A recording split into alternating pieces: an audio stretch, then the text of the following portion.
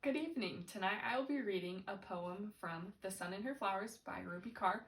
This is an entire book of poetry, and one thing that I love about this book is it's separated into sections that are based off stages of growth, but they base it off of stages of growth of flowers so you can apply it to your lives.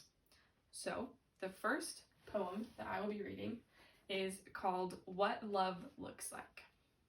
What does love look like? The therapist asks. 1 week after my breakup. I'm not sure how to answer her question, except for the fact that I thought love looked so much like you. That's when it hit me, and I realized how naive I really have been. To place an idea so beautiful on the image of a person, as if anybody on this earth could encompass all love. As if this emotion 7 billion people tremble for would look like a 5'11", medium-sized, brown-skinned guy who likes to eat frozen pizza for breakfast. What does love look like? Asks the therapist again, this time interrupting my thoughts. At this point, I'm about to get up and walk right out the door, except I paid far too much for this hour. So instead, I take a piercing look at her. The way you look at someone when you're about to hand it to them.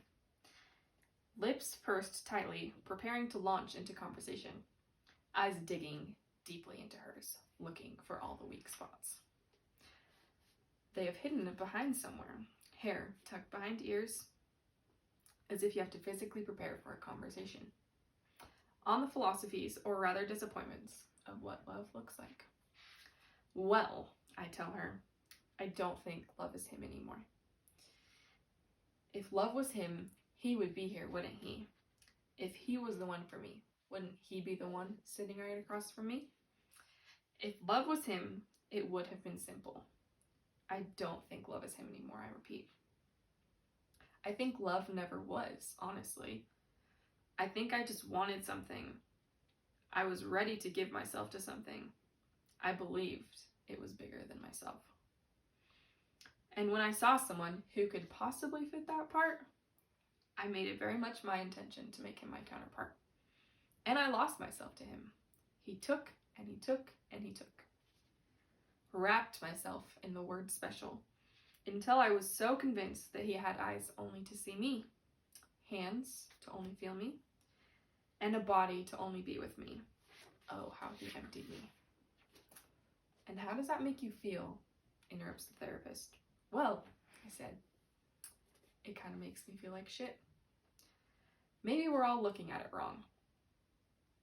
We think it's something to search for out there, something meant to crash into us, on our way out of an elevator perhaps, or slip into our chair in a cafe somewhere, appear at the end of an aisle at the bookstore perhaps, looking the right amount of sexy and intellectual. But I think love starts right here. Everything else is just desire and projection.